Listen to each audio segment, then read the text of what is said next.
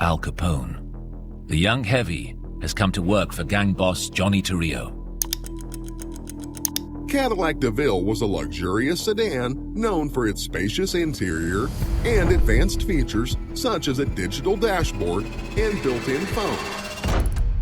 In 2015, Italian police didn't just seize a Ferrari 458 Spider from a mafia boss, they turned it into a patrol car. That's right, the same supercar that once belonged to organized crime now cruises Milan with police lights and sirens, educating kids that crime doesn't pay. But here's what most people don't know about Italian Mafia cars. These aren't just status symbols. They're rolling fortresses, engineering masterpieces, and symbols of power that cost more than most Americans will earn in a lifetime. We're talking about custom armored vehicles that can withstand assassination attempts, vintage classics worth millions, and supercars so rare that only a handful exist worldwide. The Italian authorities have a unique way of dealing with seized mafia assets. They don't just auction them off, they repurpose them for public good.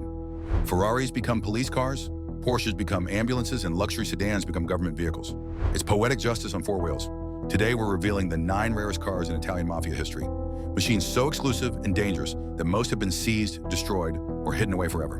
From Al Capone's bulletproof Cadillac that may have transported President Roosevelt to modern armored SUVs built like tanks.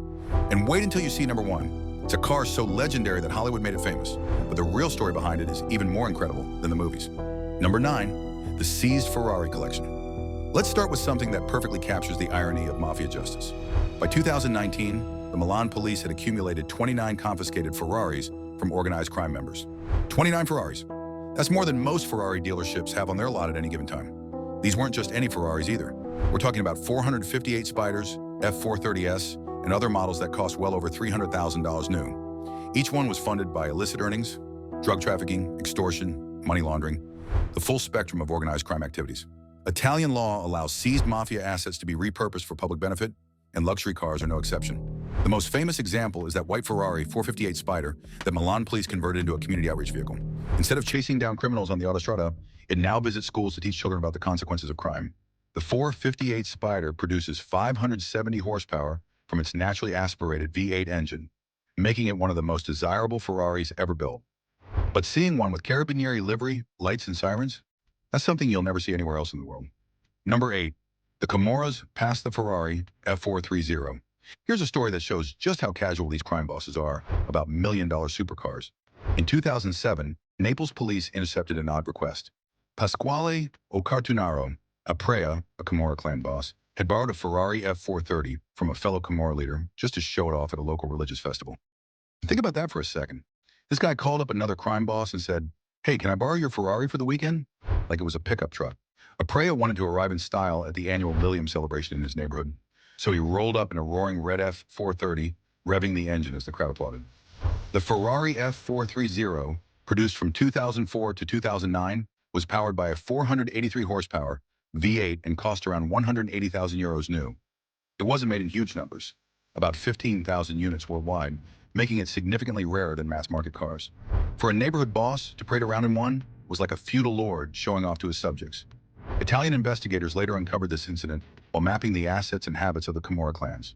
The borrowed Ferrari was part of a whole stable of luxury cars that the Castellano and Naples Camorra leaders kept as symbols of their illicit riches from drug trafficking and extortion. Many of these prized cars met the same fate: confiscation. A mobster's Ferrari F430 went for 75,000 euros at auction when its market value was 110,000 euros. Crime might pay, but it doesn't pay forever. Number 7, modern armored anti-ambush vehicles. As law enforcement tactics and rivalries escalated, modern mafia figures went beyond luxury and invested in outright custom armored vehicles, much like Al Capone did decades earlier. In southern Italy, police have found mob bosses riding in vehicles straight out of a spy thriller. In 2018, authorities arrested 'Ndrangheta boss Luigi Uncle Gino Muto in Calabria and seized his one-of-a-kind armored SUV. This modified Jeep Grand Cherokee had bulletproof glass, reinforced armor plating, and even secret compartments. A rolling bunker designed to withstand assassination attempts and police raids. Muto's men had outfitted the Jeep to be bomb-proof after a series of turf war attacks. This isn't a factory option by any means. Such a vehicle is exceedingly rare, essentially a custom coach-built job for the underworld. The modifications alone probably cost more than most people spend on their entire car.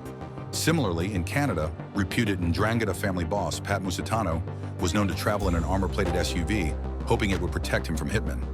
Tragically for Musitano, assassins caught him outside the vehicle, proving that even a bulletproof ride isn't a guarantee of survival. These modern armored mafia cars are rarely seen by the public. They're clandestine and often disguised to look ordinary, only revealing their heavy shielding up close. They're the spiritual successors to Al Capone's armored Cadillacs, but built with today's technology.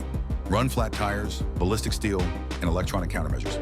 Number 6, Frank Lefty, Rosenthal's 1981 Cadillac Eldorado Biarritz. Here's a car that became infamous not for what it could do, but for what happened to it. Frank Lefty Rosenthal's 1981 Cadillac Eldorado was a white luxury coupe that became the target of a car bomb in 1982. Rosenthal was an associate of the Chicago outfit who ran Las Vegas casinos. His story was portrayed by Robert De Niro as Ace in Martin Scorsese's Casino. On October 4th, 1982, Rosenthal left a restaurant, got into his Eldorado, and a bomb planted under the car detonated. The Cadillac erupted in flames and blew up with force, like an atom bomb, launching the 4,000-pound car into the air. Miraculously, Rosenthal survived the blast with burns and injuries, but managed to escape the inferno. Why did Lefty live? Investigators believe the Eldorado's peculiar construction saved him. The 1981 Eldorado was a relatively rare, downsized Cadillac model that had a stout steel plate under the driver's seat as a factory feature to correct weight distribution. In Rosenthal's case, this plate deflected much of the upward blast force from the bomb, sparing his life. It's a bizarre quirk of automotive design that turned this otherwise common car into a legend. The incident remains one of organized crime's famous unsolved cases, immortalized in Casino's opening scene. Rosenthal's Cadillac, ruined in the explosion, nonetheless earned a place in mafia lore for one fiery night, and for saving a mobster by sheer luck of engineering. Number 5, Big Paul, Castellano's 1985 Lincoln Town car.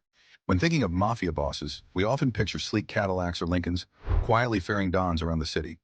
Paul, Big Paul Castellano, head of New York's Gambino crime family in the 1980s, indeed favored a Lincoln, and it became central to one of the most notorious mafia hits in American history. On December 16, 1985, Castellano arrived in Midtown Manhattan for a steakhouse dinner, chauffeured in his black Lincoln Town car.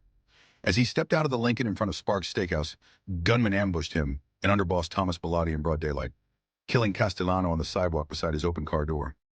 The image of the mob boss slain next to his shiny Lincoln remains an enduring snapshot of mafia violence. Castellano's Lincoln was a 1985 Lincoln Town car.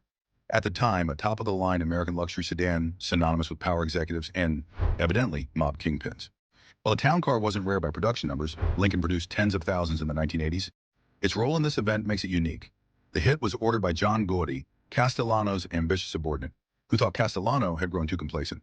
After Castellano's death, Gotti seized control of the Gambino family, rolling up to meetings in flashier cars. The assassination also stamped the image of a black Lincoln as a classic mob car in the public imagination, often parked outside high-end restaurants and social clubs, frequented by wise guys in New York. Number 4, John Gotti's 1972 Jaguar XKEV 12 Roadster. While most mobsters kept a low profile, one boss loved the spotlight and the finer things. John Gotti, the Teflon Don. Unlike his predecessors, Gotti didn't mind drawing attention with stylish suits and stylish cars. His most famous ride was a 1972 Jaguar XKE convertible, an unusual choice for a mafioso, since two-seat sports cars were hardly practical for business.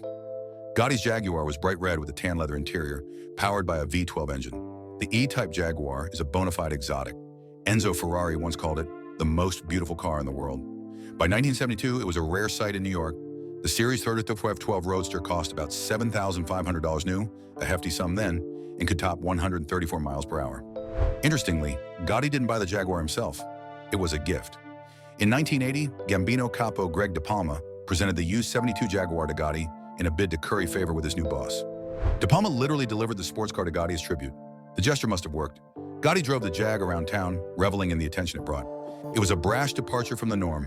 While other dons stuck to black sedans, Gotti roared down Queens boulevards in a candy apple red convertible, wind in his hair. FBI agents surveilling him certainly took note, and perhaps some envy. Today, John Gotti's Jaguar survives as a museum piece. It was seized by authorities in the 1990s and eventually ended up on display at the Mob Museum in Las Vegas, where it educates the public on organized crime history, a gleaming artifact of the era when America's most famous gangster lived like a celebrity.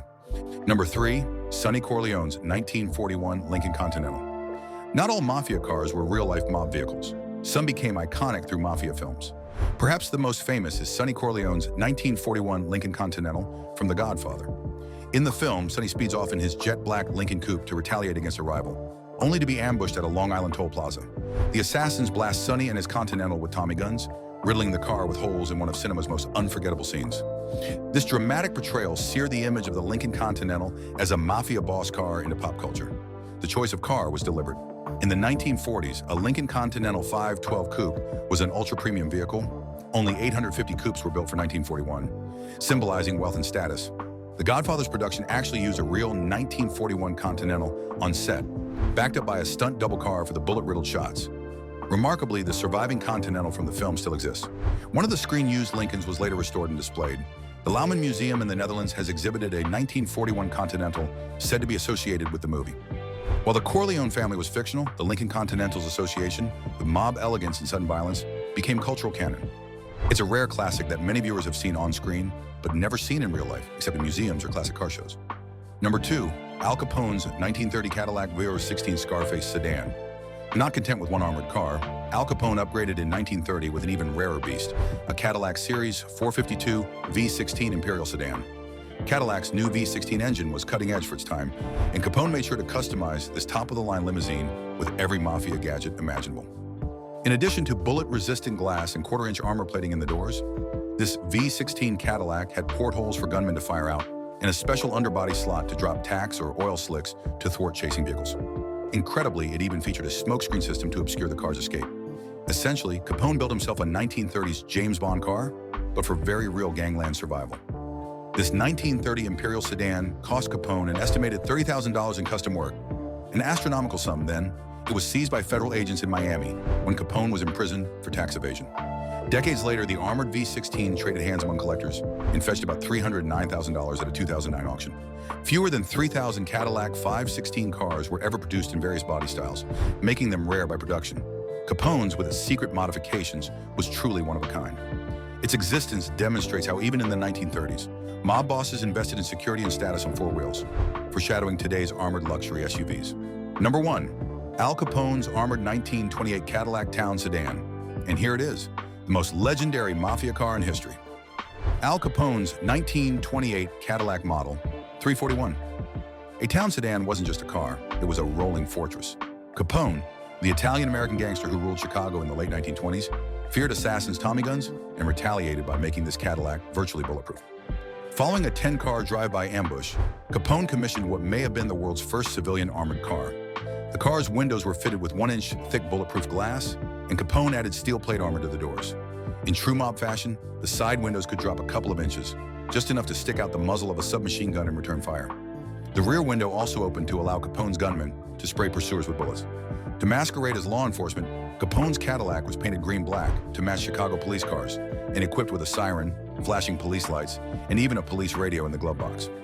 Under the hood, he tuned the V8 engine to haul the 3.5-ton armored weight up to 110 miles per hour, an extraordinary speed in 1928. But here's the most incredible part of this car's story.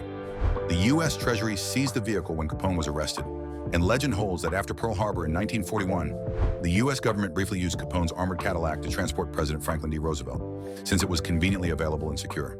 While historians debate the evidence, the idea that America's most notorious gangster's car protected the president during wartime is the ultimate irony.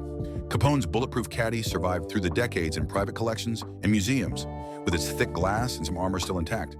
In 2012, it sold at auction for around $341,000, a testament to its value as mob history on wheels. This wasn't just transportation, it was a mobile command center that allowed Capone to conduct business while staying alive in one of the most violent periods in American criminal history.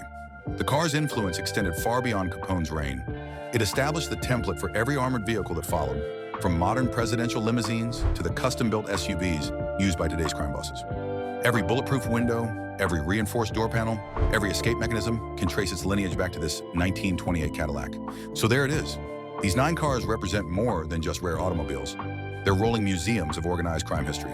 From Capone's bulletproof fortress to modern Ferrari police cars, each one tells a story about power, paranoia, and the eternal cat-and-mouse game between criminals and law enforcement. The combined value of these vehicles, when they existed in their original criminal context, exceeded $10 million. But their true worth goes beyond money. They represent the evolution of organized crime from street-level thugs to sophisticated international enterprises capable of affording the world's most exclusive automobiles. What makes the Italian approach to seized mafia cars so fascinating is the poetic justice involved. Instead of letting these symbols of criminal wealth rot in evidence warehouses, Italian authorities transformed them into tools for public good. That Ferrari 458 Spider now teaches children about the consequences of crime. The Porsche Cayenne ambulance saves lives instead of facilitating criminal activity. These 9 rare cars remind us that in the eternal struggle between criminals and law enforcement, the good guys don't always win every battle, but they usually win the war. And sometimes they get to drive the enemy's Ferrari while doing it. The next time you see a luxury car with an interesting history, remember, you might be looking at more than just expensive transportation. You might be witnessing a piece of criminal history, a symbol of justice, or a reminder that in America, even the most notorious gangster's car can end up serving the public good.